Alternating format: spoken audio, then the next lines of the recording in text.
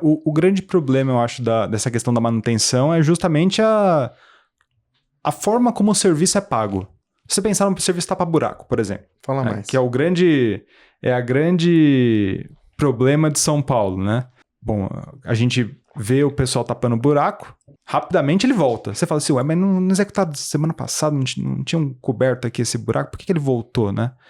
E aí você começa a entrar um pouco mais, você começa a perceber o porquê que isso acontece. Porque como que o serviço de tapa-buraco é pago? Por buraco tapado. Aí você pensa, tá, se cada buraco que a empresa tapar, ela vai ganhar dinheiro... Ela quer que tenha buraco. Ela quer que tenha buraco. Então, qual que é a Você não é pago pela solução, né? Você Exato. não é pago pela solução. Qual que é a motivação que ela tem de usar um material de boa qualidade ou de fazer um serviço correto? Nenhuma. Porque se tiver o buraco novamente, ela vai ser chamada para tapar de novo. Então, como você falou, né? É um problema cultural também, né? Nós estamos, talvez, numa forma de contratar o serviço errado.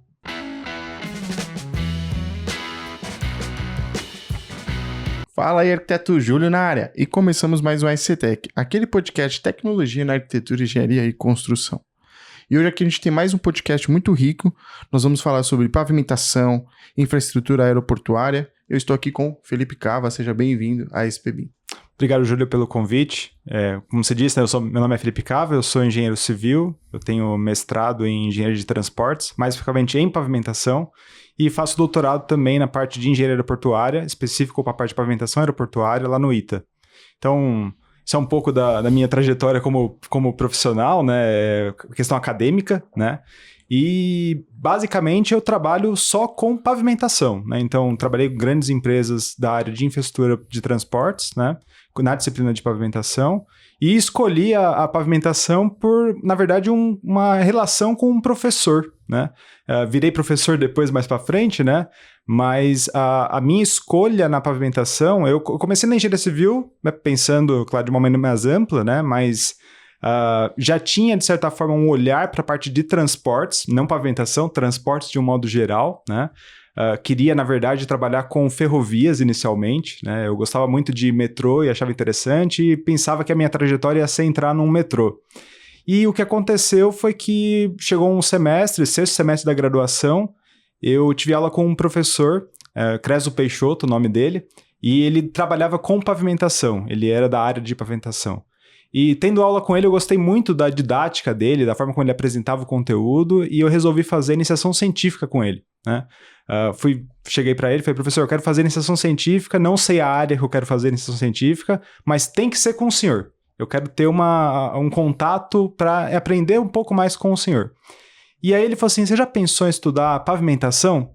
Aí inicialmente eu fiquei, pavimentação, né? Não sei se é exatamente o que eu quero, né? Aí eu falei, não pensei. Ele falou assim, então eu vou fazer o seguinte, eu vou te dar uma apostila minha de pavimentação e daqui uma semana a gente conversa.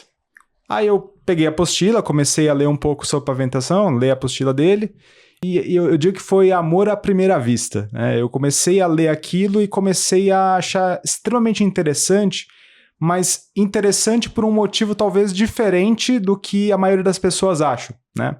Porque eu olhei para a pavimentação não como uma forma de achar talvez algo por ser bonito ou por ser interessante de um modo convencional, mas interessante porque eu lia a teoria e eu achava ela simples demais. E quando eu ia na rua, tava tudo trincado. Aí eu falei, mas é tão fácil aqui, é tão bonito aqui na teoria, e quando eu vou para a prática eu vejo tudo trincado. Tem alguma coisa nesse meio do caminho que não estão me contando. E isso despertou muito interesse, né? Eu achei aquilo lá muito intrigante. E por conta disso eu acabei, eu quero estudar mais pavimentação, eu quero me aprofundar mais nessa área, eu quero entender o porquê que isso acontece. Por que a teoria é simples, ou pelo menos estão me apresentando de uma maneira simples, mas quando eu vou para a prática, o que eu encontro são pavimentos totalmente diferentes, né? Então isso foi o que me atraiu para a área de pavimentação, foi o que me levou a estudar cada vez mais esse assunto, né? Eu fiz iniciação científica, terminei a graduação, fui para o mestrado, terminei o mestrado, fui para o doutorado, né? Estou no doutorado ainda, né? E sempre trabalhando também com essa área. Então essa relação tanto acadêmica quanto profissional me ajudou a entender muitas coisas da pavimentação, né?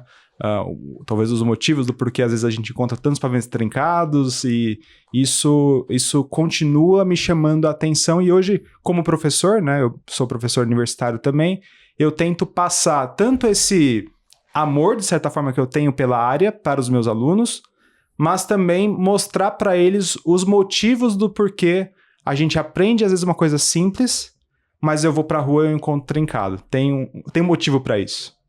Perfeito. E antes da gente começar, já deu essa carteirada aí. Eu queria... Pensei que já era pra falar. Não, tá ótimo, tá ótimo. É que eu quis dizer assim, o cara estudou pouco, gente. Sempre brinco com o pessoal, porque assim, tem muita complexidade envolvida, né? Primeiro, o que é pavimentação? Pra quem tá vendo esse podcast e nunca ouviu falar, o que é pavimentação? É só rua? O que lida com pavimentação, igual você falou? Às vezes a gente acha que é algo simples, mas existem muitas complexidades envolvidas. Sim. De uma forma simples, né? Pavimentação é uma estrutura, e eu gosto de dizer exatamente isso. Pavimento é uma estrutura. A gente precisa deixar claro esse conceito, né? Porque, diferente do que a maioria das pessoas pensam, que olham só a superfície, vê o asfalto e falam, o pavimento é o asfalto. Não, o pavimento não é o asfalto. O asfalto, ele faz parte do pavimento, né?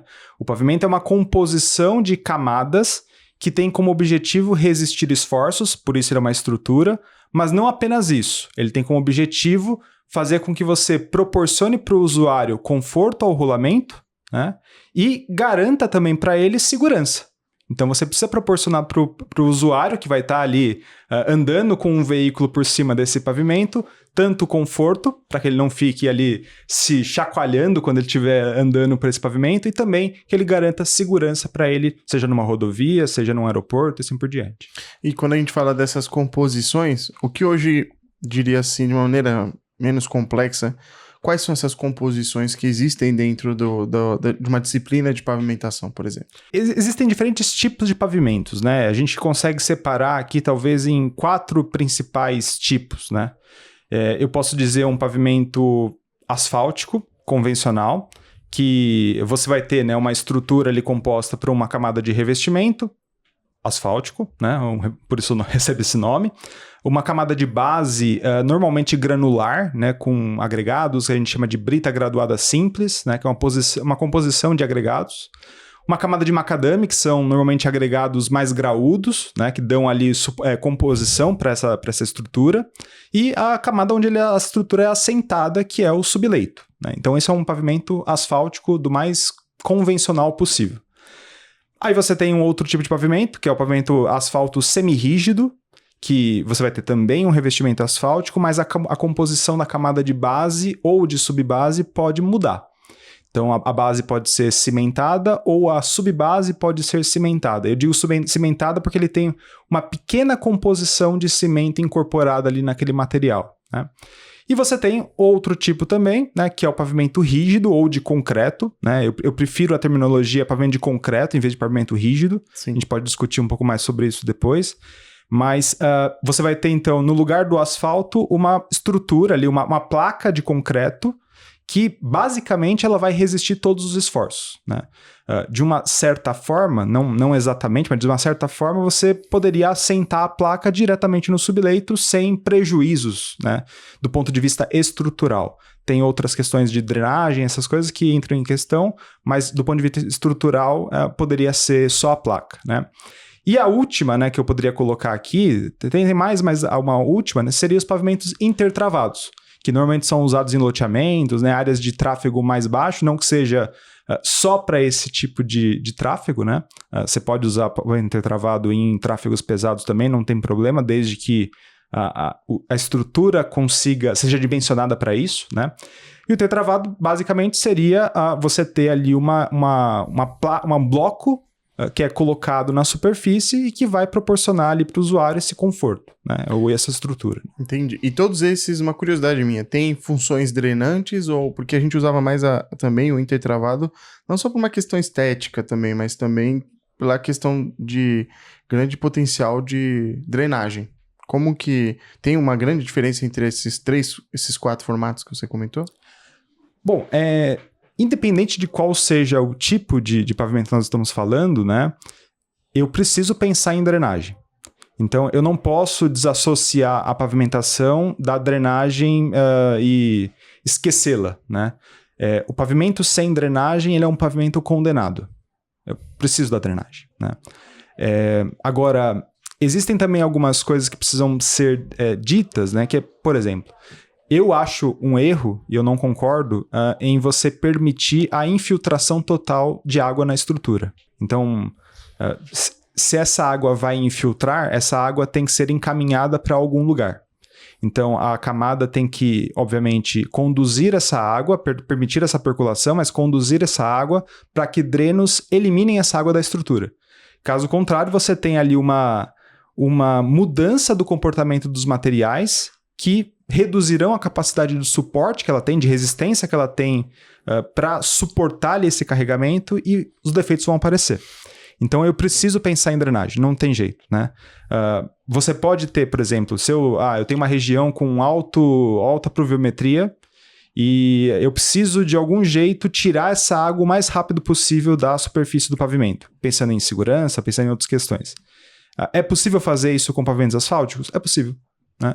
Eu posso usar uma camada asfáltica, conhecida como CPA, camada porosa de atrito, que é um tipo de mistura asfáltica que ele tem um alto teor de vazios.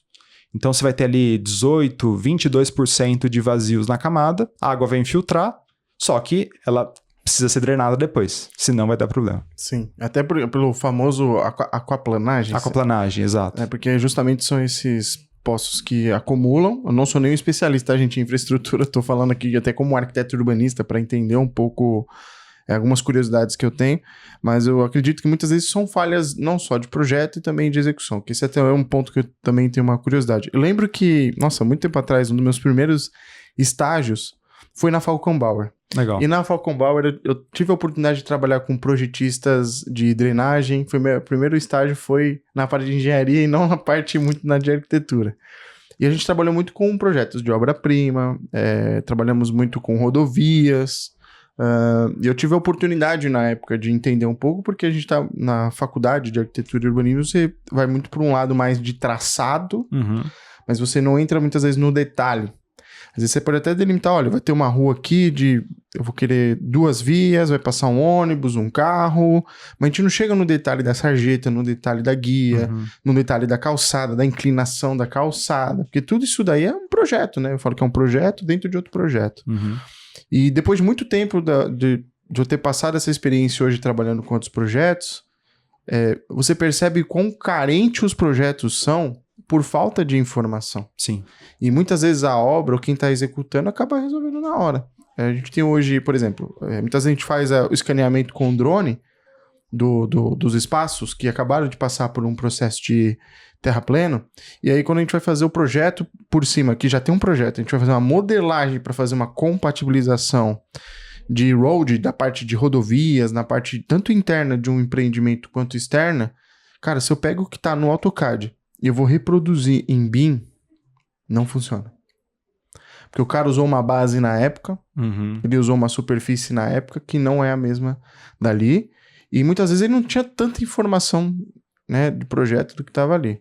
E aí, quando a gente for reproduzir, eu fui jogando as cotas do projeto realmente como eles estavam, na hora de modelar a rua, modelar todos esses detalhes, cara, tava dando diferenças enormes, né? E aonde é legal você juntar as tecnologias, né? Porque, legal, o conceito não muda do projeto do cara.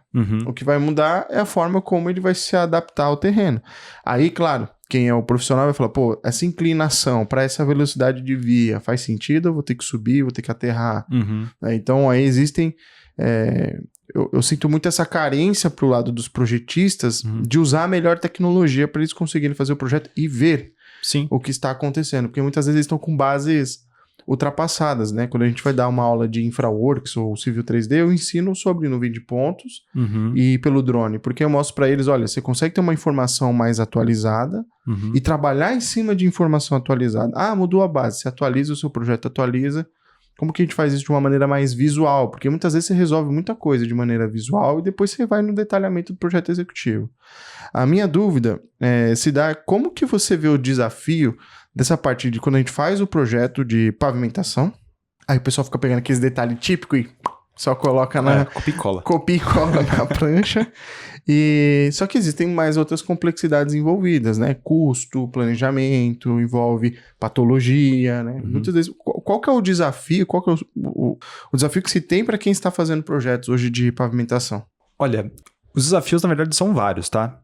Eu diria que tanto numa questão até de dimensionamento, o próprio método de dimensionamento é uma dificuldade, porque, assim, nós estamos num momento, né, da engenharia brasileira, engenharia de pavimentação brasileira, né, que tem se pensado num novo método de dimensionamento, né, desde 2007, quando um autor, né, um pesquisador, Felipe Franco, ele começou a criar ou desenvolver, ele publicou, né, a tese de doutorado dele, teve como esse objetivo criar um método novo, né, ou pelo menos dar os primeiros passos para um método novo, começou essa discussão. Então, desde 2007, nós estamos pensando num novo método de dimensionamento de pavimentos do Brasil, né. Teve avanços, já tem um software novo, já tem todo um estudo sendo realizado, mas até o momento ninguém usa. Então, milhões e milhões de reais sendo investidos para você criar um novo método, fazer estudos, pesquisas em universidades de ponta, e na prática ainda ninguém usa. Então, inicialmente, assim, nós temos um problema de projeto que é o próprio método ultrapassado, que, de certa forma, dá problema e muitas vezes a gente tapa o olho fingindo que não está acontecendo. Então, isso é um problema. Nós temos um outro problema que envolve questão de custos também ainda dentro disso, que são os próprios ensaios, né? Nós temos um método de dimensionamento que é o CBR, que o ensaio é barato, né? Eu falo para meus alunos que o CBR ele tem o destaque que ele tem porque ele é um ensaio barato, rápido, né? Vou gastar, sei lá, 150, 200 reais por furo para fazer um ensaio. E aí, nós temos métodos mais avançados, ensaios mais avançados para fazer, que poderiam dar informações melhores? Nós temos. Eu poderia fazer um ensaio de módulo de resiliência, que dá muito mais informação para o projetista, mas ele custa 10, 15 vezes mais por furo. Isso se você pensar num furo. Aí se você pensa numa rodovia que vai ter 100 km e coloca uma sondagem a cada 100 metros, o custo disso sobe muito, né? Então, temos um problema também de custo. Ainda dentro disso, né, e perceba que eu vou estar desencadeando, né, nós temos um outro problema que beleza, se eu quisesse fazer então um módulo de resiliência, eu conseguiria? E aí eu não tenho certeza de te responder se sim ou não, porque nós não temos talvez empresas capacitadas para fazer esse tipo de ensaio. Então eu não vou ter capacidade de mandar amostras para um laboratório para fazer o ensaio. Então esse é um problema, dimensionamento é um problema. Nós temos um outro problema que acaba sendo também nessa questão de projeto e envolve a questão de obra, que é justamente algumas ações que são tomadas do ponto de vista de execução e que são totalmente contrárias àquilo que a gente pensa de boa qualidade, né? Por exemplo, não é do comum a gente sair na rua para fazer alguma coisa e ter uma empresa executando um serviço de recapeamento e não é difícil encontrar eles executando na chuva. Eu já encontrei várias vezes eles executando na chuva, que é problema. Não dá para você pensar em qualidade executando uma mistura asfáltica a 150 graus na chuva. Então, isso também é um problema. E aí, né, essa questão de tecnologia, né, nós, claro, temos isso à nossa disposição, mas falta pessoas capacitadas, às vezes, para conseguir operar um software mais específico ou para conseguir ali ter o entendimento daquilo de que o software é uma ferramenta, o software não faz sozinho. Exato, né? Eu vejo as pessoas, às vezes, muito mais preocupadas, por exemplo, em aprender o Civil 3D do que aprender a fazer um traçado melhor. Não adianta. Eu sempre falo pro pessoal, isso aí é milenário. O cara chega pra mim e fala, é melhor contratar alguém que sabe o programa ou sabe a teoria, né? Sabe a parte da faculdade ali do... Cara, melhor você contratar alguém que sabe engenharia. Exato. Porque quanto tempo demora pra você aprender engenharia? Exato. Né? E o software, na verdade, é só mais uma tecnologia que você está usando para se expressar. Quando você alinha os dois, aí isso é ótimo. Né? Não, aí você é bem sucedido, porque, vou dar um exemplo. Cara, aqui embaixo, na General Jardim, tem um cruzamento, na Major Sertório tem um cruzamento, depois eu vou tentar trazer uma imagem pessoal. Sem brincadeira, em 2 anos, teve 5 obras do mesmo lugar, faz buraco, coloca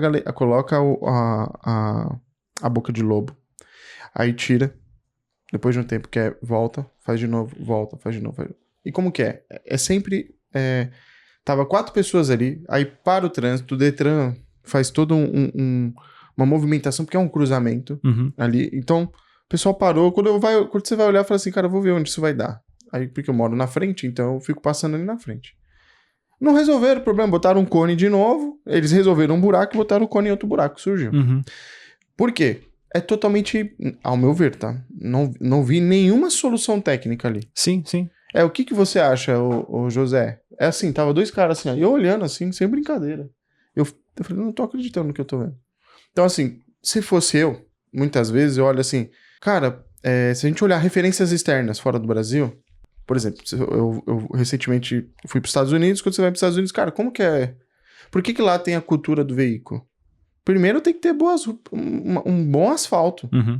É engraçado, porque quando eu fui levar meu pai, ele andava ali e falava, caramba, cara, isso aqui é um tapete, tudo é um tapete. Eu falei, sim, tirando Nova York, porque eu lembro que Nova York tem muito problema aos arredores ali, tinha muito problema de manutenção. Mas a sua grande maioria, ali na Flórida, cara, tudo um tapete. Meu pai, nossa, isso aqui é concreto de verdade, né? Não é igual é lá no Brasil. Eu falava assim, eu não sei te dizer, porque eu não sou especialista nessa área, mas eu falava pra ele, dá pra ver que tem maior qualidade no produto, né? Ou ele foi dimensionado de maneira correta, foi executado de maneira correta, mas não tinha remendos, então você olhava que realmente aquilo ia durar um bom tempo. Uma vez eu fui jantar com um colega, né, que ele é da Suíça. Ele trabalha na Suíça. Ele é português e trabalha na Suíça. Aí ele veio pro Brasil, a gente marcou um dia, fomos jantar. E aí a gente, no meio da nossa conversa, assim, ele falou assim, Felipe, posso te fazer uma pergunta sincera? Eu falei, pode, claro. Ele falou assim, por que as ruas aqui são tão ruins? Aí eu, né, aquele momento você não sabe o que responder, né? Porque envolve vários fatores, né? Eu fui o ano passado para Madrid, né?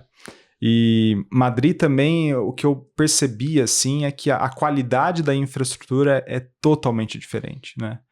Eles levam a infraestrutura, e eu acho que isso alguns países desenvolvidos, principalmente, eles percebem, né, de que infraestrutura é algo que eu devo cuidar, né? Não é algo que eu devo... A gente faz muitas vezes aqui construir, eu falo isso bastante, né? A gente constrói, esquece, e depois, quando dá problema, a gente volta para ver o que daqui dá para fazer. Lá eles têm um pensamento de que, eu gastei milhões e milhões de reais, no caso de euros e dólares, nessa infraestrutura aqui, então eu preciso manter isso aqui, né? Se eu manter, eu vou ter um desempenho melhor ao longo do tempo, vou gastar menos para refazer, né? Sim. E aí quando eu fui lá para Madrid, eu vi a qualidade das vias, né? E isso assim em todos os lugares, não era só na região mais próxima ali de onde tem as melhores lojas que tinha boa qualidade, não, era em todos os bairros. Todos os lugares que eu andei lá, eu até comento, né? Eu não vi um buraco. Aí quando eu voltei pro Brasil, primeiro saindo do aeroporto já, o carro já bate todo, você fala assim, nossa, que saudade já. Não, e não é só isso também, assim, como é que você vai ter um Tesla, um carro autônomo, se a infraestrutura não suporta esse carro, né? Então, assim, atrapalha muito, porque aí vai desde o saneamento, questões básicas, a infraestrutura, ela vai servir, né? Toda essa sociedade. Então, quando eu falo sobre tecnologia, eu falo que a tecnologia que ela tem que nos servir é quando eu vejo aquele lá, o seu Zé, sentado ali com a pessoa, discutindo na rua daquilo. Cara, pelo menos o que eu tenho estudado é que o pessoal utiliza a tecnologia apropriada para aquilo. Outro dia eu fiz uma conversa com o pessoal de painel fotovoltaico. Cara, os caras hoje utilizam drone com câmera térmica para poder ver células com defeito, para poder fazer manutenção. Então, se o cara não usa isso, quanto que ele perde de dinheiro? Quanta oportunidade ele deixa passar também? Então, isso é a mesma coisa, serve para qualquer outras coisas que você está fazendo. Então, por exemplo, eu já tive a oportunidade de presenciar pessoas utilizando o laser scanner para poder fazer escaneamento da via, para poder projetar sobre o que está acontecendo ali, para de fato tomar uma decisão. Porque não envolve só uma questão do levantamento, envolve térmica, envolve uma série de outras coisas que fez chegar naquilo que é hoje. Se a gente pegar o metrô, o metrô que foi feito foi para a década de, sei lá, de 40, 50. Hoje não dá conta da demanda. Né? Você pega as estações de trem cada dia mais apertado, não dá conta da demanda. Então aí tem que colocar mais vias, mais acessos, mas a infraestrutura dá conta de tudo isso. Então, muitas vezes, quando eu discuto sobre essas dificuldades que a gente tem em São Paulo, especialmente falando, é complicado quando a gente fala do assunto de manutenção. Mas existe tecnologia. Se alguém perguntar assim, eu falo, existe tecnologia. Se eu for lá com seus alunos falar, vamos fazer um escaneamento de uma rua e vamos mostrar o projeto, comparar com o que foi feito e vamos ver quais são as falhas pra gente discutir, pra aprender. Porque eu lembro que tinha um professor meu que ele falava que patologia, muitas vezes tem o lado óbvio e o lado projeto, mas ele falava, patologia às vezes é um projeto mal feito. É um detalhe que não funcionou, um conceito uma metodologia, um conceito que você aplicou que não funcionou. Esse pode ser um ponto. Pode ser um outro ponto de que você fez corretamente o projeto detalhe, estudou tudo, na hora de executar não seguiram. Como que eu vou aferir isso? Por isso que eu falo sobre drone, laser, porque é o que vai constatar o que está lá hoje. Aí você sobrepõe e fala, peraí, o projeto foi feito disso, a execução foi feita disso, peraí, o erro está na execução, vou cobrar quem fez a execução. Não, o erro tá no projeto, vou cobrar o projetista. Ninguém cobra ninguém hoje. Então aí a prefeitura tem que fazer o quê? Olhar para aquilo e falar, como que eu resolvo isso? A gente faz aqui uma cirurgia aqui e resolve isso aqui. Isso acontece muito, né? Não, 100%. Eu lembro em 2020, que foi assim que deu a pandemia, né? A prefeitura resolveu recapear várias ruas. Acho que eles aproveitaram que estava todo mundo em casa, não tinha veículo na rua, falaram assim, vamos aproveitar para fazer recapeamento. E uma das ruas que eles recapearam, né, era justamente a rua dos meus pais. Eu tava morando com eles na época, né? E aí eu acompanhei todo o processo de recapeamento. Então, escolheram a rua errada, porque eu tava bem lá, né? Aí eles fresaram, eu lembro, a rua. E assim que eles fresaram a rua, né, a rua tava toda defeituosa, né? E quando eles fresaram, a gente via que o problema não tava na camada asfáltica, né? O problema tava embaixo. Né? Você tinha vários defeitos ali ainda visíveis assim, e na hora eu pensei, falei assim, bom, eu tenho certeza que eles não vão corrigir esses defeitos, eles vão só trocar a camada superficial. E aí não deu outra, né? Eles no dia seguinte já colocaram o concreto asfáltico na superfície, beleza, inicialmente ficou bonitinho, né? Tava limpinho, lisinho, né? Deu 3 meses, as trincas voltaram. Por quê? Porque você só cobriu inicialmente o problema. Você não corrigiu o defeito. É aquele negócio, né? Você fez uma maquiagem, né? Sim. Então, por isso que eu falo que teria que ter um papel muito forte sobre fiscalização. Com certeza. E hoje tem tecnologia. Então, com certeza. Por exemplo, quem quiser ter uma experiência negativa, toda vez que eu passo na Presidente Wilson, cara, é absurdo. Ali é uma via gigante, assim, toda zoada, do lado de uma estação de trem. Então, até a gente evita passar por ali, porque você pode danificar o carro. E ali passa ônibus, passa tudo. Então, assim, tem alguns pontos também que eu analiso. Tem erro também de projeto, no sentido caminhamento, que a pessoa escolhe eu acho que a gente tem um desafio no Brasil. Primeiro é sempre quando eu falo de base, por isso que eu trabalho muito com base. Eu acho que base é um coração, porque se a base tá errada, seu projeto vai ser falho. Isso eu lembro até de quando a gente já trabalhava com projeto de metrô, de outras escalas, que se você tem uma base errada, você joga muitas horas fora, porque... E muitas vezes a pessoa só quer resolver o problema. Então ela vai lá e fala, só que tem coisas que não dá pra fazer assim. É igual você falou, o cara foi lá, fez só concretou a parte de cima, e aí depois... Volta tudo. Né? Não adianta, qual que é aquele ditado? Não adianta plantar em um solo que não é fértil, né? Vai nascer frutos podres, entendeu? Então, assim, não adianta. Se o solo tá ruim, você fez por cima dele ruim, vai ter um resultado ruim. E eu também já me deparei muitas vezes, eu lembro isso no passado, que quando você especificava fazer um projeto, a pessoa falava assim, não, eu quero especificar isso porque isso aqui vai ter uma durabilidade melhor, vai dar menos manutenção. Eu quero... Como assim, a gente precisa de manutenção? Você tá fazendo um negócio pra dar menos manutenção? Não, gente, eu não tô ouvindo isso, né? Tô doido, né? Então, assim, a gente tem alguns problemas culturais também, né? Então, assim, o pessoal não consegue, às vezes, receber essas novidades tão facilmente. No entanto, que depende de uma próxima geração que está assumindo uma direção para ver se tem uma cabeça aberta para trazer essas tendências e novidades, né? Então, pelo menos essa é a minha análise atual, mas eu vejo muito oportunidade também. Se a gente trocar todos os desafios pela palavra oportunidade aí, a pessoa hoje pode vender um projeto totalmente diferenciado, né? O grande problema, eu acho, dessa questão da manutenção é justamente a forma como o serviço é pago. Se você pensar no serviço tapa-buraco, por exemplo. Fala mais. Que é a grande problema de São Paulo, né? Bom, a gente vê o pessoal tapando buraco, rapidamente ele volta. Você fala assim, ué, mas no executado semana passada não tinham coberto aqui esse buraco, por que ele voltou, né? E aí você começa a entrar um pouco mais, você começa a perceber o porquê que isso acontece. Porque como que o serviço de tapa-buraco é pago? Por buraco tapado. Aí você pensa, tá, se cada buraco que a empresa tapar, ela vai ganhar dinheiro... Ela quer que tenha buraco. Ela quer que tenha buraco. Então, qual que é a Você não é pago pela solução, né? Você Exato. não é pago pela solução. Qual que é a motivação que ela tem de usar um material de boa qualidade ou de fazer um serviço correto? Nenhuma. Porque se tiver o buraco novamente, ela vai ser chamada para tapar de novo. Então, como você falou, né? É um problema cultural também, né? Nós estamos talvez numa forma de contratar o serviço errado. Não só de contratar o serviço, claro, tem isso também, mas eu digo que a forma como nós olhamos o pavimento está errada. Eu volto a dizer aquilo que eu disse minutos atrás, né, de que a gente constrói e esquece, em vez da gente construir e continuar monitorando, né? Você falou que existem tecnologias para isso, de fato, né? Nós temos vários e vários equipamentos que podem ser utilizados na pavimentação para medir questão de regularidade, medir questão de segurança, medir questão de estrutura do pavimento, que poderiam ser utilizados como uma forma de garantir uma estrutura melhor ou garantir uma infraestrutura melhor, mas não são usados, pelo menos assim, não em todos os lugares, né? Se a gente pensar numa rodovia, claro, tem um cuidado maior. Se a gente pensar no aeroporto, tem um cuidado ainda melhor, né? Ainda maior.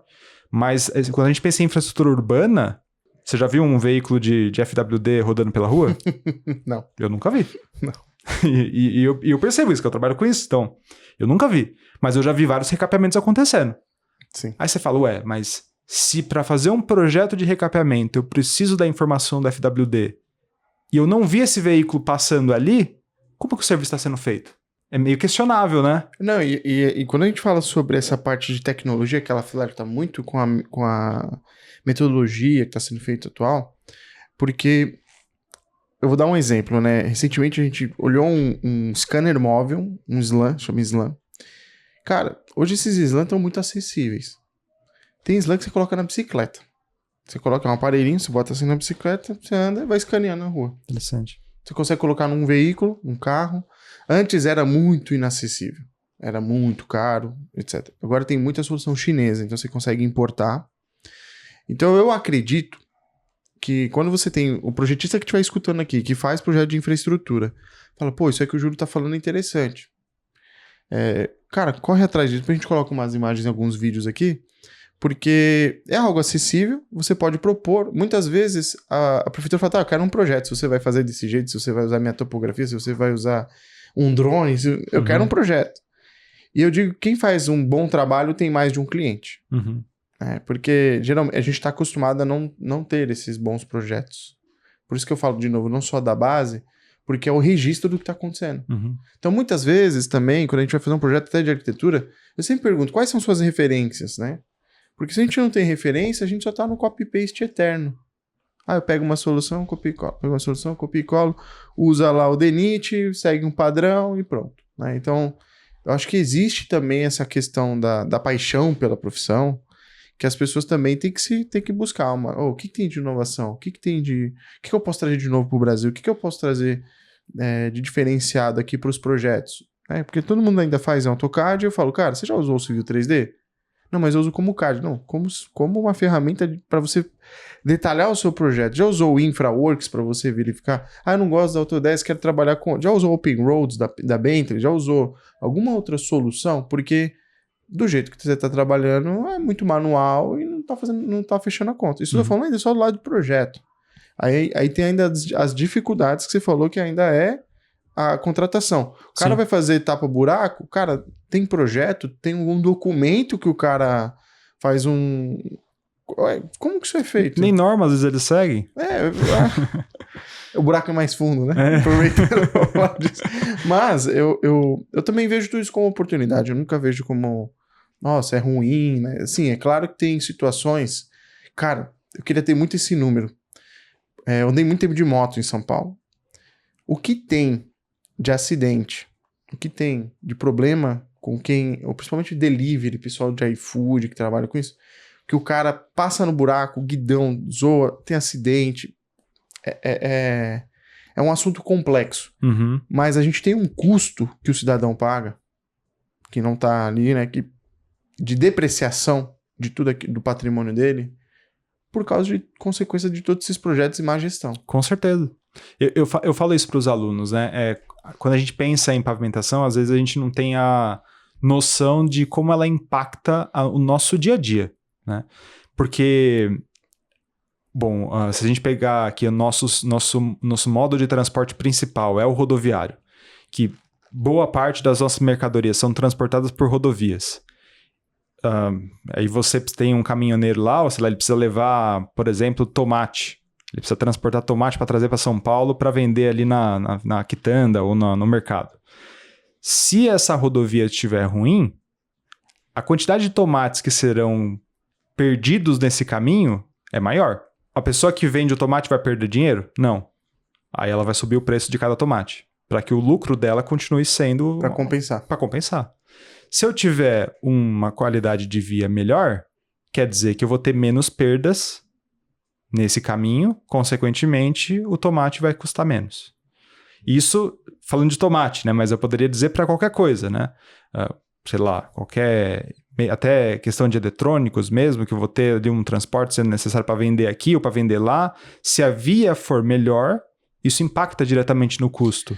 Não, e você trouxe um assunto bem legal, cara. Você viu que lá nos Estados Unidos, o Elon Musk tá fazendo muito aquelas rodovias pro Tesla, que ele tá fazendo, acho que em Las Vegas já fez, se eu não me engano, que tem toda a infraestrutura em cima e ele tá criando as infraestruturas embaixo para os carros autônomos, e tá se falando agora sobre pista que recarrega carro. Uhum. Como que você tem visto essas novidades aí? Porque é muito... Aqui no Brasil a gente tem o problema básico do buraco ainda na via. Mas eu tô dizendo assim, como que você vê essas novidades, dessas tendências de tecnologia, né? Isso eu só vejo na internet, ainda não tive a oportunidade de ver pessoalmente, né? Já vi os carros autônomos, já tive a oportunidade de pilotar um Tesla, de ver como que realmente é uma experiência muito positiva. Mas quando a gente fala já de uma via que você anda, que o carro já recarrega, parece tão distante, sabe, da realidade brasileira. Então eu queria entender um pouquinho como que você já teve oportunidade, já estudou sobre, como que você vê isso? Eu nunca me aprofundei muito nesse assunto, sinceramente, tá? Então, não tenho conhecimento de como isso é feito, ou como tem sido feito, né? Já que alguns lugares já estão fazendo, né? Mas é algo interessante, de fato. É algo necessário, talvez, porque se a gente pensar que um veículo elétrico, né? Eu tenho duas formas de conseguir fazer a viabilidade dele. Ou eu aumento a questão de bateria, ou torno as baterias mais eficientes para que, por exemplo, tem um grupo de alunos meus na graduação que eles estão estudando a questão de infraestrutura para carro elétrico. Então, a gente tem uma parceria junto com o DR, né? E eles têm estudado ali a questão de viabilizar a questão da infraestrutura para carro elétrico no estado de São Paulo. E se a gente pegar um carro hoje convencional, elétrico, né? O mais barato possível, você vai gastar de R$150 mil mais ou menos. Só que a autonomia que esse carro tem de elétrico é pequena. Então, sei lá, ele vai rodar 150 quilômetros no elétrico. Aí, pensa numa pessoa que vai ter que fazer uma viagem longa, né? Então, por exemplo, eu tenho parente no interior do estado de São Paulo e fica a 422 quilômetros. Eu não teria um carro que roda 150 km por hora só no elétrico, porque quantas paradas eu vou ter que fazer e qual que é o tempo que eu vou demorar para fazer a carga dessas baterias, né? Porque isso é algo que também entra, né? Sim. Beleza, eu posso ter um carregador ali que vai conseguir carregar mais rápido, mas o carro tem capacidade para isso? Porque também tem essa questão de o quanto que o carro consegue puxar de energia, né? Ou que o carregador consegue mandar de energia para esse carro específico. Então tem isso aí. E além disso, né, a quantidade que você tem de postos possíveis de realizar. Porque se eu chegar num primeiro posto e tá cheio, não tem vaga para carregar, eu vou esperar quanto tempo para poder carregar o carro? Então, eu saio de casa com uma certa expectativa e às vezes eu não consigo cumpri-la. Então, a questão da infraestrutura para carro elétrico é um problema, né? Então, a questão da bateria é um problema. Se eu tiver uma pista que consegue carregar, ótimo, né? Melhor coisa, porque aí eu não preciso ficar dependendo de postos para carregar. Agora, a questão da tecnologia para isso, de como que isso é feito, aí eu sinceramente não sei, também, né? Não sei ainda como que tem sido. Não, eu brinco que todo mundo vai virar Autorama, lembra do Autorama? Que você botava o carrinho, apertava e ia, né? Porque, cara, depois a gente coloca umas imagens dessa daí de Las Vegas, é loucura. Até porque se tornou-se até um diferencial competitivo do Tesla, porque quem tinha um Tesla podia utilizar o túnel, tinha os seus benefícios, sabe, assim, porque tinha muito trânsito de um ponto A para um ponto B, e eles criaram esses túneis para a pessoa chegar nos pontos turísticos mais rápido. Tá. Ele fez o papel de vamos dizer assim, de um metrô, né, de uma via dessas, mas achei bem interessante a mentalidade que eles estão tendo para esse caso de carros híbridos e carros elétricos, né. Bom, mudando de assunto, queria que você explicasse um pouquinho mais assim, para quem quiser entrar nesse mundo de pavimentação, o que a pessoa tem que estudar, o que ela tem que buscar de conhecimento para ela poder se especializar? Lembra? Aí eu tô fazendo a pergunta do Júlio, que você fez pro seu professor lá atrás, né? Sim. O que a pessoa tem que buscar de conhecimento para ela poder se aprofundar, ser um bom técnico? Acaba se tornando uma especialização ou não? Queria um pouquinho de orientação para quem estiver escutando ali, que quer seguir um pouco esse universo. Tá. Quando a gente pensa em pavimentação, né, ela é uma pequena parte de uma área específica. Então, por exemplo, a gente tem a engenharia, 2 cursos principais que são para quem quer atuar com pavimentação, né, que é a engenharia civil e a engenharia de transportes. Hoje a gente já tem algumas faculdades que dão cursos de graduação em engenharia de transportes, mas não são muitas ainda no Brasil, né? E nós temos o principal, que é a engenharia civil, que, de certa forma, a engenharia de transportes é uma parte da engenharia civil, né?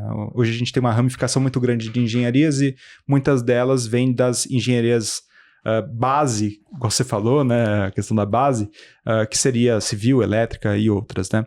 Então, a engenharia é o começo, mas se a gente pegar ainda dentro desses 2 cursos, né, não são todas as faculdades que aprofundam na área de pavimentação. Então, no meu caso, onde eu dou aula, né, na FEI, a gente tem um curso bem forte, de certa forma, em pavimentação, né? Então, não só pavimentação, infraestrutura de um modo geral, né? A gente ensina bem a parte de pavimento, né? Mas não é o convencional, não é o que a maioria das faculdades fazem, né? A maioria vai ter ali geometria e pavimentação junto, e aí você, às vezes, não tem tempo hábil para aprofundar no assunto, né? E aí, é claro, a pessoa precisa buscar conhecimentos de outras formas para conseguir atuar na área, né? E aí, cursos livres entram em ação, especializações, mestrado, etc. Mas, fora essa questão acadêmica propriamente, né? O importante é a gente entender os conceitos fundamentais que a pessoa precisa buscar para conseguir atuar, né? De certa forma, na minha humilde opinião, né? Eu acho que a base é entender sobre dimensionamento. Então, dimensionamento de pavimento é uma coisa que poucos profissionais de fato entendem, e isso acaba se tornando um grande diferencial. Então, eu até comentei no começo da nossa conversa aqui, né, de que nós temos um método ainda que está sendo mudado, né? E essa questão de ficar preso a um método passado acaba sendo um problema para nós. Então, se a pessoa entende de pavimentação, entende de dimensionamento, ela consegue já fazer essa transição de uma maneira mais suave e isso vai ser benéfico para ela, né? Então, entender de dimensionamento é muito importante. E quando eu falo de dimensionamento, não é só encontrar espessuras, né? mas envolve também toda a parte de entender a mecânica do pavimento. Então, quais são os esforços que atuam naquela estrutura? Qual que é a forma como que eu vou analisar essa estrutura para ver os defeitos que vão aparecer nela? Então, sei lá, eu preciso verificar trincas que vão acontecer, preciso verificar fundamentos que vão acontecer.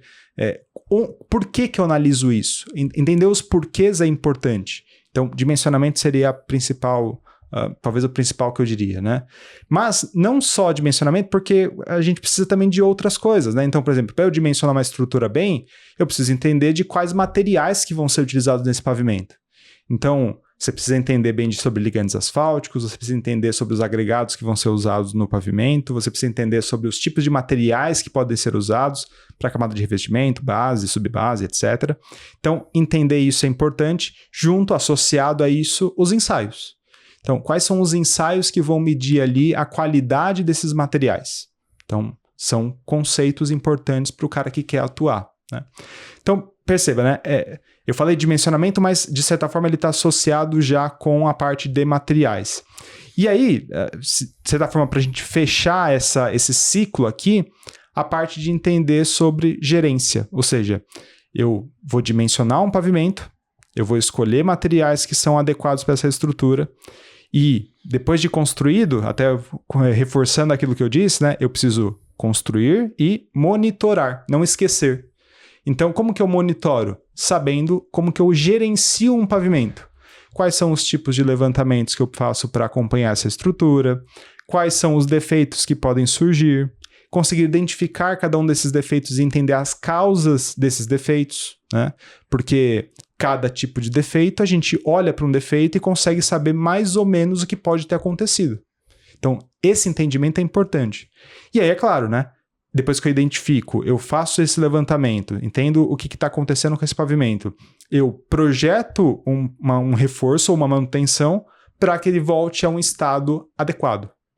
Então, eu diria que gerência, materiais e dimensionamento são os principais ali aspectos que a pessoa precisa entender para atuar bem na pavimentação. E aí, sabendo isso, ela vai atuar seja em projetos, seja em obras, seja em fiscalização, seja na prefeitura para acompanhar serviços, então ela consegue atuar em tudo.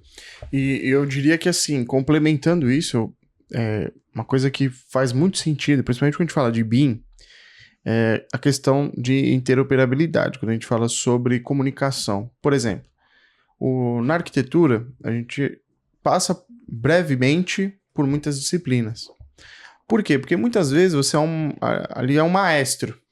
Então você está fazendo um projeto, você precisa entender o que é uma hidráulica, uma elétrica, um ar-condicionado, você precisa entender um pouco de tudo, estrutura de concreto. Você não precisa ser especialista naquilo, mas você precisa entender aquilo.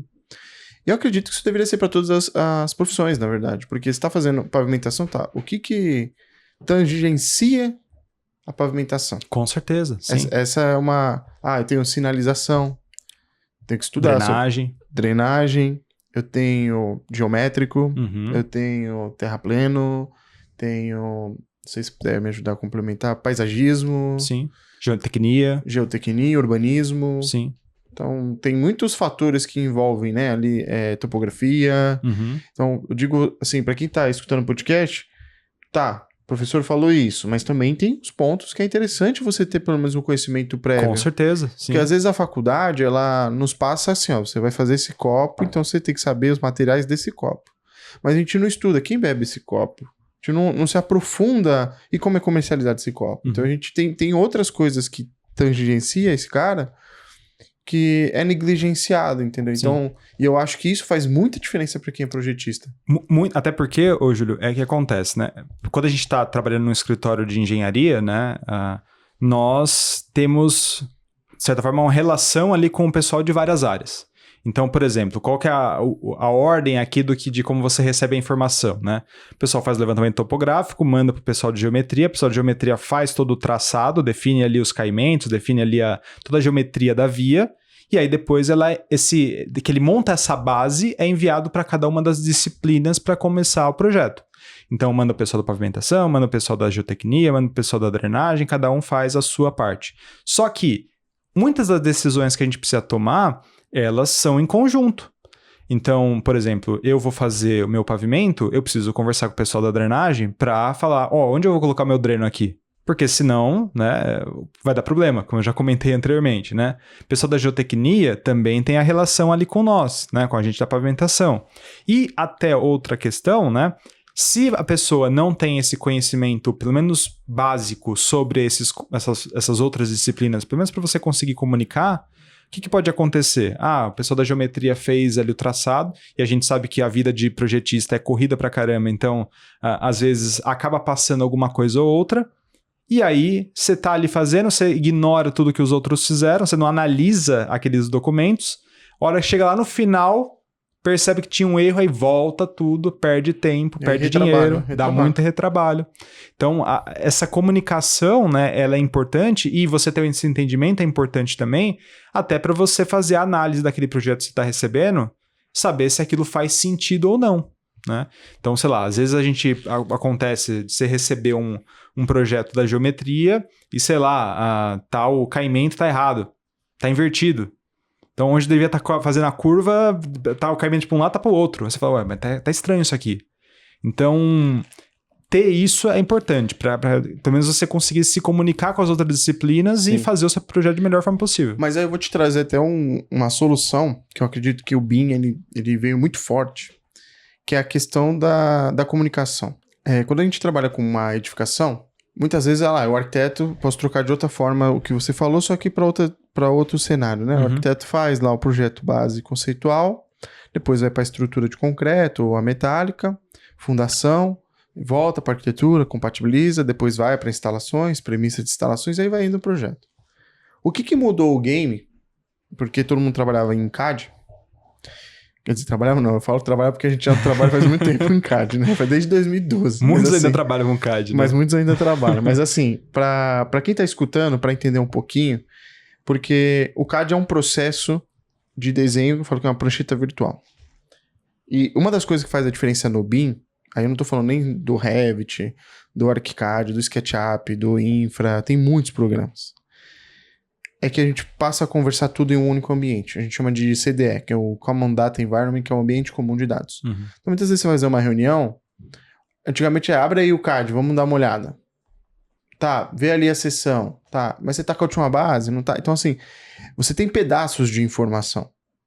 Quando a gente trabalha com BIM, uma das grandes vantagens é tudo ser 3D. Uhum. Isso é uma das coisas que eu gosto muito de mostrar no InfraWorks. Porque o cara faz o conceito lá no Civil e fala, abre rapidamente no InfraWorks, vamos ver o que tá acontecendo. Muda no InfraWorks, atualiza no Civil, vamos ver o que tá acontecendo. Mas você tá com o último Terraplano, você tá com o último isso, vamos olhar no Civil 3D, vamos olhar no Navisworks. Porque eu acho que essa visualização mostra se o seu projeto funciona ou não. Uhum. E não tô falando nem no detalhe, tá? Assim, não, mas vamos ver a caída pra cá. Não, tô realmente falando assim, vamos olhar o fundo. Que nem eu falei, aquele negócio da topografia tá desatualizado, o cara Sim. tá com outro modelo. Então, quando você bate o olho naquilo, e todo mundo passa a trabalhar com uma base única, um único ambiente, cara, nós ganhamos muito com isso, no geral. Uhum. Porque a gente perde um monte de tempo que estava sendo gasto de forma recortada e passa todo mundo a olhar para o mesmo problema. Sim. Porque no final tudo é 3D, a vida é 3D. Então você vai lá na obra, o que você tá vendo errado é porque o projeto faltou informação, o cara da obra teve que resolver, alguém pagou o pato. Com certeza. E no final fomos nós que pagamos o pato, né? Quem tá gastando com tudo isso. Mas assim, muitas vezes quando você pega ali no 3D, cria a gente chama de BIM Room, cria esse ambiente BIM, que todo mundo discute, interage, olha o 3D, olha com a nuvem. Você mune todos os projetistas de informação, o cara fica muito fluido o processo de criação de projeto. Uhum. E aí é onde a SPBIM, por exemplo, trabalha muito forte com essa questão da obra. Uhum. Porque a gente digitaliza a obra não só em questão de laser scanner, mas tem que ter um papel ativo do BIM em obra, seja obra predial ou obra de infraestrutura. Porque muitas vezes a pessoa, que nem eu falei, por isso que eu gosto de bater nessa tecla. A gente tem que aprender com o que aconteceu de errado para projetar o novo. Uhum. E não está sendo feito isso. Se continua projetando da mesma forma, igual você falou 2007. Eu lembro que a primeira experiência foi em 2010. E eu acredito que ainda da mesma forma, se eu conversar com muita gente. Então, existe muita oportunidade, mas eu acredito que a visualização... Hoje, eu tenho muitos colegas que eu entrevistei no podcast, o pessoal o Oswaldo, que veio aqui, passou, que é uma pessoa que mexe muito com Civil 3D. Tem um amigo meu que também é o Carlos, que mexe muito. O Carlos Oswaldo, acho que eu Frutuoso. sei quem é também. O Oswaldo mexe muito também. Então, assim, é um pessoal que foi criando solução porque viu as oportunidades, que as falhas das ferramentas, etc. Mas eles sabiam projetar. Então, eles sabiam as falhas das ferramentas para propor soluções de projeto. E é onde eu falo assim, tecnologia tem. Só que hoje, felizmente, com o Instagram, com as redes sociais, tá chegando mais rápido as informações para as pessoas. Então, hoje falar de BIM tá mais fácil do que era 10 anos atrás. Com certeza, sim. Então, eu acredito que nós vamos vencer isso quando entrar numa curva que todo mundo já está utilizando a ferramenta, aí a gente vai discutir metodologia, porque eu acredito ainda que tá vencendo essa barreira da ferramenta. E não, difícil vencer a metodologia, então a gente vai vencer a ferramenta para entender a nova metodologia. Aí eu não sei quantos anos que isso vai demorar, mas assim, eu acredito que isso vai mudar muito, porque quando você vai olhar projetos na Europa, já é comum o cara usar 3D, entende? Eles já estão nesse passo, agora eles estão discutindo metodologia. Aqui eu vejo que a gente tem, às vezes, mesmo nas grandes empresas, né, a gente tem uma equipe de BIM, né? Você tem uma equipe lá que é de BIM, específica de BIM, mas o que eu percebo muitas vezes é que a gente tem as disciplinas fazendo um projeto 2D e depois você manda e fala assim, ó, pessoal de BIM, ó, faz a modela aí, ó. CAD-BIM. Faz a modela aí, ó, o 3D pra ficar bonitinho. Então, você não tem todo o escopo trabalhando. Juntos, né? Exato, não é os dois juntos. Eles estão, de fato, separados, né? Cada um faz o seu, eu faço o meu projeto, depois eu mando para lá e ele modela, mas a informação, ela ainda é em 2D. Ela é picotada, essa informação. Na verdade, eu brinco que é a evolução do cadista, esse biinsta, o modelador. Então, assim, eu acredito que vai vencer. Porque também tem a gente tem que ter uma paciência também, porque a gente tem um pessoal com uma velha guarda que tem muito conhecimento, pessoal sênior, e o pessoal pleno, que pegou uma parte do CAD para esse pessoal que desenhava à mão, né? Que ainda tinha muita gente que fazia isso. E aí agora tá vindo o júnior que já vem com a ferramenta, e aí tem o cara do pleno que tem que passar para ele. Então acredito que daqui a um tempo vai superar, e aí já vai ser a ferramenta e a metodologia que todo mundo já tá acostumado. Então acredito que a gente vai chegar nessa evolução, sabe? Tem uma curva de aprendizagem para tudo isso. Porque a gente fala muito sobre isso quando vai ensinar software, né? Fala, olha, mas vocês têm conhecimento disso? Eu até pergunto, como é que vocês fazem isso no método tradicional? Assim, tá, podemos discutir isso fazendo nessa forma, nessa ferramenta? Nossa, faz desse jeito. Eu falei, só peguei o que você sabe e transferi pra ferramenta. Porque às vezes a gente olha pra ferramenta, e eu falo pra todo mundo, você que tá aprendendo ferramenta, cara, qualquer programa que você mexa, eu gosto de fazer isso, sabe? Sempre fui muito curioso com ferramenta. O Ayrton Senna, ele falava muito assim, você tem que dominar todas as peças da sua máquina, porque, cara, você é o piloto. Sim. Então, às vezes a pessoa tá mexendo no software, eu falo, olha pra ferramenta, abas de ferramentas, fala assim, eu já sei isso, o que eu não sei? E vai ter no domínio.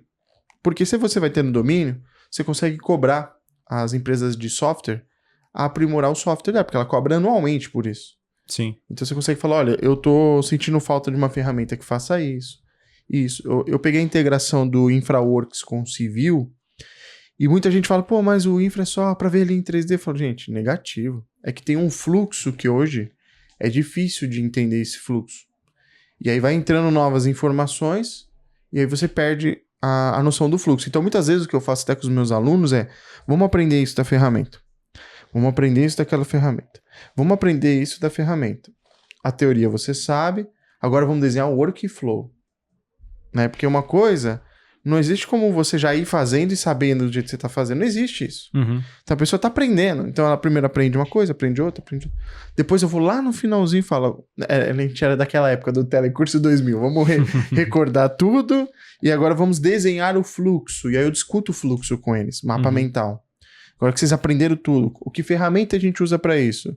E que conhecimento eu tenho que ter para isso? E aí você vai conectando esses pontos. Agora você fala, agora vocês têm um método. Então, porque muitas vezes o pessoal não sabe. Então, por isso que faz do jeito 2D, passa pro cara do BIM, entre aspas, ir lá e modelar. Tá, e como que a gente pode juntar os dois para já ir modelando em BIM, já tendo informação? É possível ou não é? Demora mais ou não? Porque tem isso, tem uma curva do BIM que ela é bem famosa, da McLamy, que é uma curva assim, no CAD, você tem pouco esforço e vai ficando difícil. No BIM, começa com um esforço maior e você vai coletando benefício. Então, muitas vezes, por isso que o pessoal deixa para fazer executivo, deixa para uma fase mais à frente, porque já está consolidado. Então, eu concordo ou discordo dessa teoria, porque eu acredito que realmente você está aprendendo. Então, quando você está aprendendo, quanto menos impacto, melhor. Mas você tem que também dar os próximos passos, né? Então, eu sempre começo, por exemplo, o cara faz executivo. Beleza, vamos lá no executivo, porque você já vai ganhar um bom tempo com isso. Prancha, desenho automático, estaqueamento. Eu vejo o cara ainda fazendo estaqueamento no CAD, eu quero ficar doido. Eu falo, gente, não é possível que a pessoa ainda faz na mão isso daqui. Então, você vai explicando pra pessoa. Depois eu falo assim, depois de um ano eu falo... Aí é triste. Vamos dar um passo para trás? Você tem vontade de fazer um estudo já direto na ferramenta? Ah, mas vamos tentar? Aí você explica pra pessoa, ela... vou tentar implantar em 2 projetos, 3. Daqui um ano de novo, você volta e fala, vamos tentar agora colocar um pouquinho de programação e IA, porque agora a gente consegue antecipar uma informação. Sério. Então, eu sou muito desse vai com calma e vai fazendo melhor, entende? Mas não se acomoda, entende? A pessoa às vezes fez de um jeito, fez um curso lá, Civil 2015, para você que tá ouvindo esse podcast, e aí agora vem falar, agora eu quero fazer o Civil 2026, professor. Tá, mas você tá usando desde 2015? Mais ou menos. Poxa, você perdeu, olha o gap que você perdeu. Porque quando você aprende uma ferramenta, é muito mais fácil você fazer manutenção, aprendendo novos comandos, e vai aprimorando o seu conhecimento. Mas a maioria faz e, do jeito que o professor ensinou, ele para no tempo daquele jeito, sabe? Eu brinquei hoje com o pessoal, falo, olha, eu consigo te dar o de comer, mas eu não consigo ter a fome por você, entende? Então você tem, quem tá estudando, quem tá trabalhando, tem que ter fome. Com certeza. Porque você vai levar isso para você a vida toda. Então, as empresas têm o trabalho, né? Tem a oportunidade do trabalho. Você quer o conhecimento. Entende? Então, aproveita esse momento para você. Porque depois a pessoa quer abrir uma empresa ou algo do tipo, você não vai ter esse tempo de aprender. Sim. É pior, né? Porque Sim. você vai virar mais gerente, você já não vai... Então, eu falo para todo mundo, o momento que você tem de aprender é agora. Sim. Você tá... E essa questão de conhecimento, né, ela serve tanto para a parte mais específica de software, ou seja, buscar informações de aprender novas ferramentas, e também até de aprofundar seu conhecimento técnico de uma área, né? Então, por exemplo, pavimentação. Vai me dizer, eu sei tudo de pavimentação? Não, tem muita coisa ainda que dá para aprender, entendeu? A gente está em constante aprimoramento, né? Mesmo depois, você termina um doutorado, você tem coisa para aprender ainda, né? Você não... Na verdade, esse é o lado bom, né? Assim, Exato. Porque não é limitado. Eu concordo isso com você, porque muitas vezes você está aprendendo, e essa é uma vantagem. Eu também sou professor em pós-graduação, então assim, o que você aprende com o aluno, porque o aluno está com vontade de aprender. Sim. Né? É diferente até um pouquinho da graduação da pós, porque a graduação geralmente é um pessoal ainda que está buscando se colocar no mercado. Na pós, geralmente é um pessoal que já está trabalhando e quer se aprimorar. Então, é muito bacana, porque... Você vai ensinar uma coisa, alguém chega e fala, professor, mas não tem isso, um jeito de fazer isso melhor? Eu falo, cara, vou dar uma pesquisada. Aí na outra hora, bem que você fez... Porque muitas vezes você não está acostumado a toda hora se questionar. Sim. Então, eu acredito que isso torna o profissional, ele dá um próximo passo e o próximo nível. Eu sempre olhava pro programa e falava assim, e se eu aprender isso? E eu acredito que na parte da teoria também é muito importante, na parte também de buscar um conhecimento. Quando foi a última vez que você foi numa feira de inovação de pavimentação? Quais feiras existem no mundo de pavimentação? O ChatGPT tá aí. Quantas vezes você usa o ChatGPT por dia para ele poder te ajudar a fazer um projeto ou um trabalho melhor? A gente tá acomodado. Então, muitas vezes tá numa zona de conforto. Então, eu falo pro pessoal, olha, eu brinco isso, todo mundo que é da SPBIM sabe, eu falo, quantas vezes essa semana você foi melhor que a semana passada? E não é papo de coach, é realmente um papo de cara, profissional, sabe? Assim, o que você aprendeu de novo hoje, né? Porque aí a pessoa quer pleitear cargos melhores, salários, etc. Ela faz a mesma coisa. Aí ela vai trocar por um outro que faz a mesma coisa, mais barato. Então eu sempre falo pra todo mundo, você tem que se tornar, não pode se tornar obsoleto. Você tem que se tornar raro, você tem que correr atrás de novas tecnologias, novas tendências, sabe? Se você escolheu vivenciar essa profissão, cara... Eu sou uma pessoa muito feliz no que eu faço. E eu falo pra todo mundo, eu tenho a felicidade de ganhar dinheiro com isso. Porque muitas vezes, você também, que estuda bastante, cara, não tem motivação maior que o resultado. Nada ganha do resultado. Porque você tá aprendendo algo e começa a dar resultado, você fica mais motivado. Nossa, eu quero mais. Você dobra a aposta. Você vai aumentando, né? Então eu acho que esse é um papo bem importante pra quem tá buscando. O professor aqui tem vários cursos, eu até recomendo para quem tiver interesse, depois a gente deixa no link da descrição do vídeo. Aproveitando, dá 5 estrelas aí, passa para um colega de profissão, tenho certeza que vai levar para o próximo nível.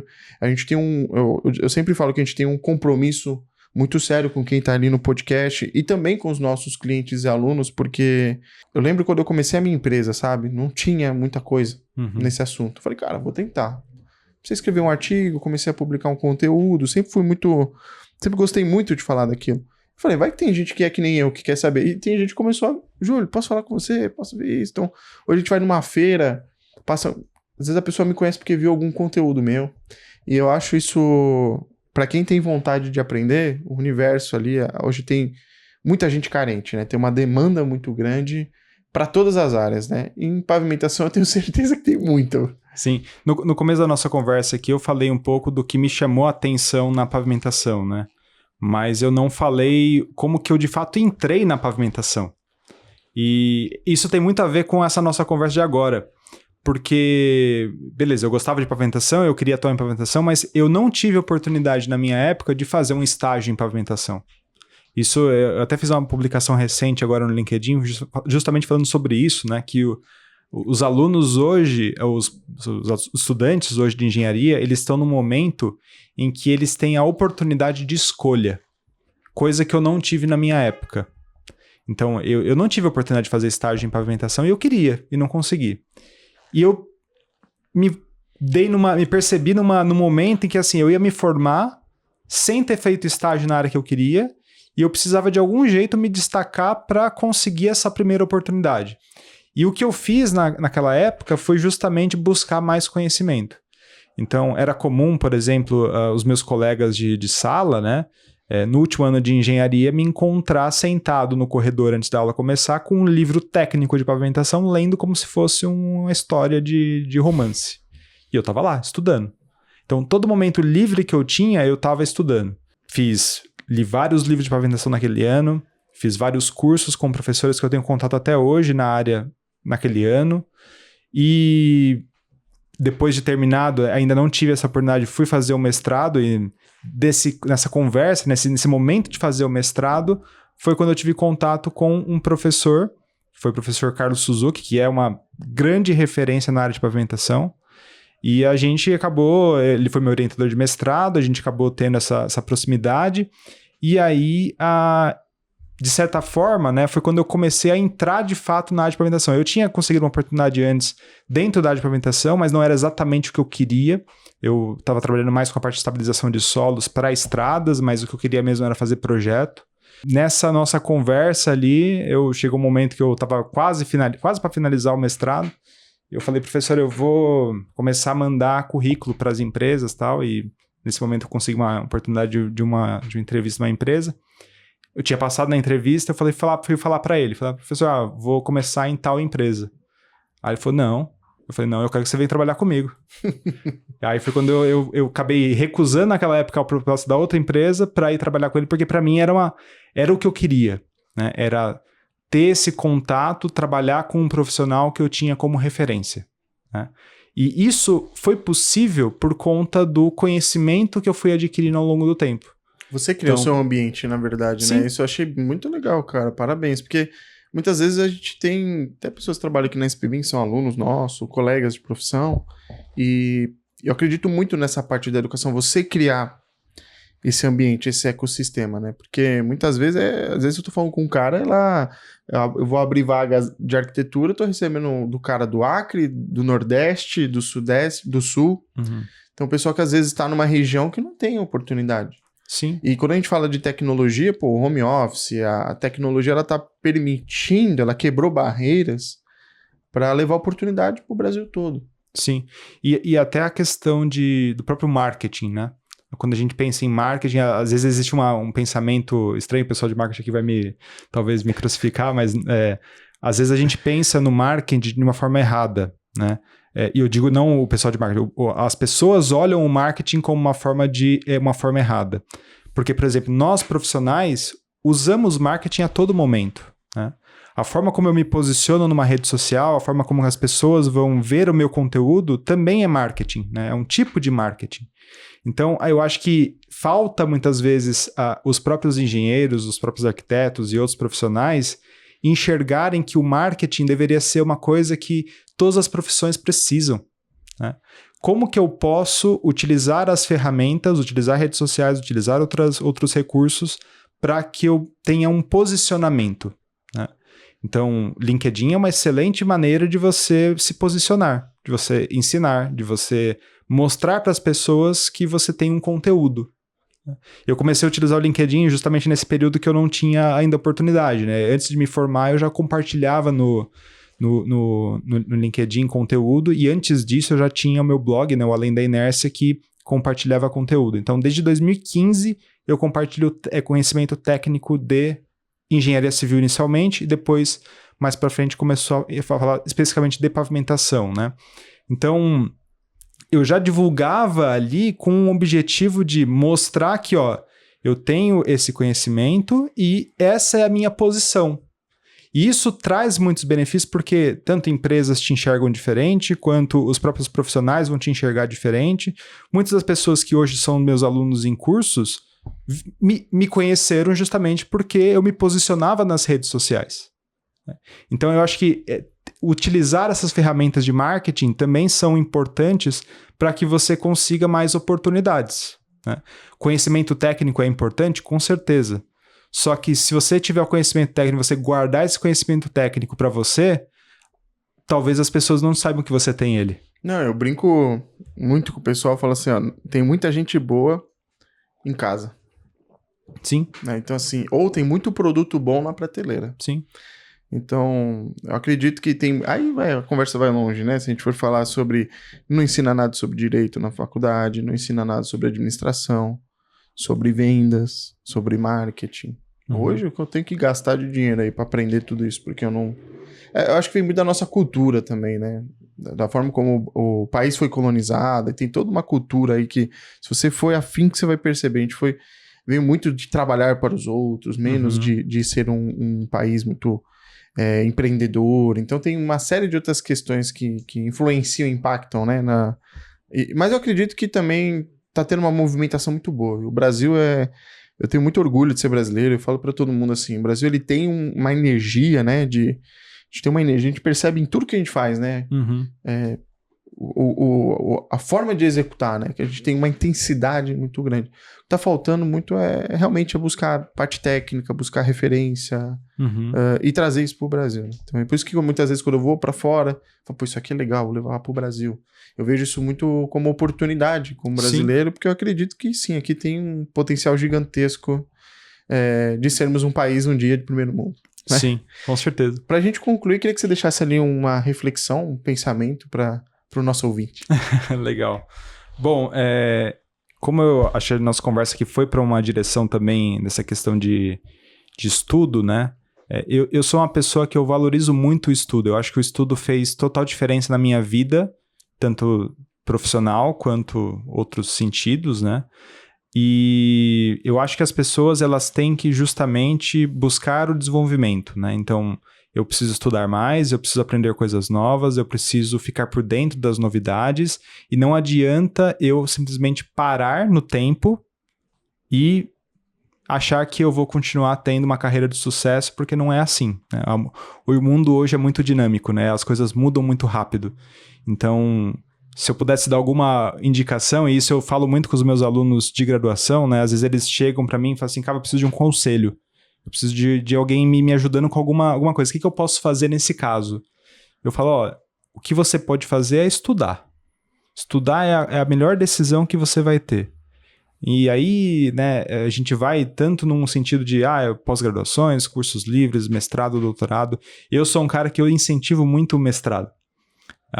Todos os meus alunos de graduação, principalmente os mais próximos ali de mim, eu falo assim, termina e vai para o mestrado. Eu falo assim, não, mas eu não preciso fazer uma especialização. Eu falei, não, vai para o mestrado.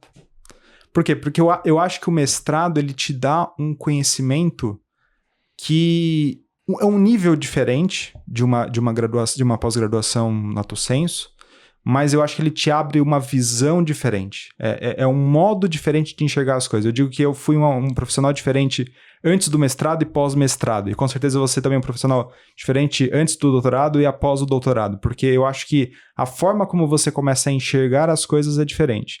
E aí, isso entra um outro sentido também, que às vezes a gente vê o pessoal falando assim, mas Eu fiz mestrado e isso me tornou um profissional que as empresas não me enxergam com bons olhos. Aí eu falei, então você fez um mestrado errado. Por quê? Porque eu acho que o conhecimento que você adquiriu no mestrado, você tem que aprender a utilizar esse conhecimento de uma forma diferente.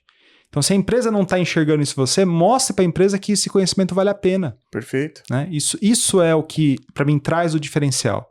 Então, se vale um conselho, estude. Simplesmente estude. Perfeito.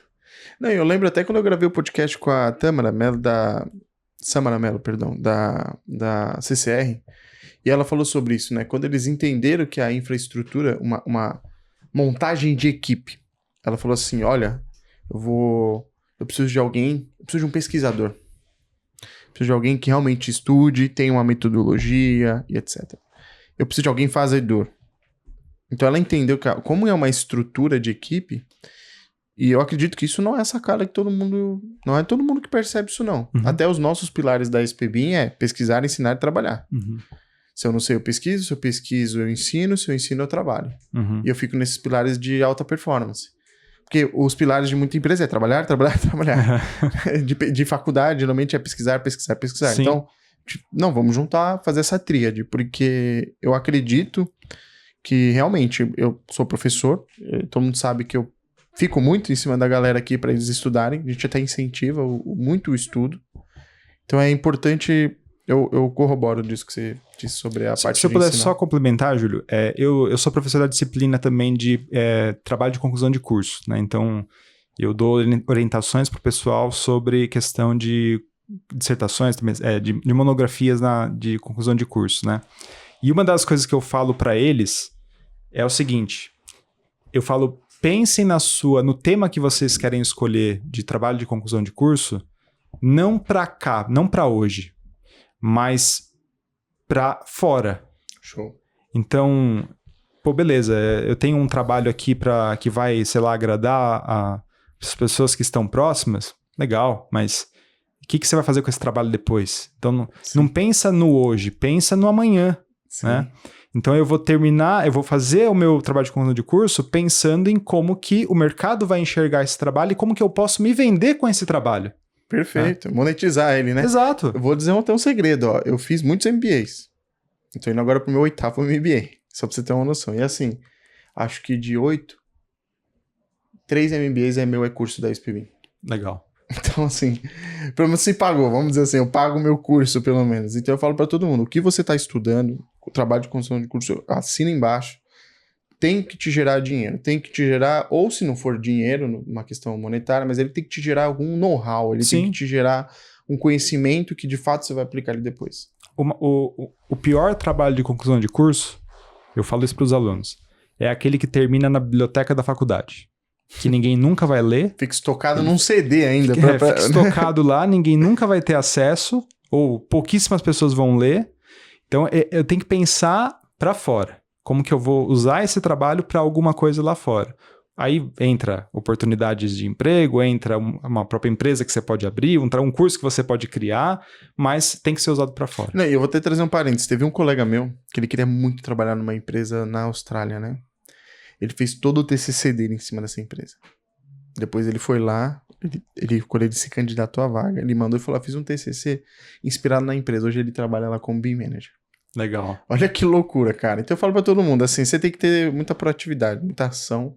Se você quer chegar no próximo nível, você vai ter que fazer o que ninguém tá fazendo. E aí, acho que tem muitos insights desse podcast aqui que a gente passou pra quem for sábio vai aplicar. Queria agradecer a sua apresentação, sua companhia aqui no nosso podcast. Vou deixar suas redes sociais pra quem quiser se conectar contigo. E é isso. Legal. Então, só finalizando, quem quiser conhecer o Além da Inércia, acesse lá alemdainércia.com, você vai encontrar nossos conteúdos lá. Perfeito. Obrigado, pessoal, e até a próxima. Tchau, tchau.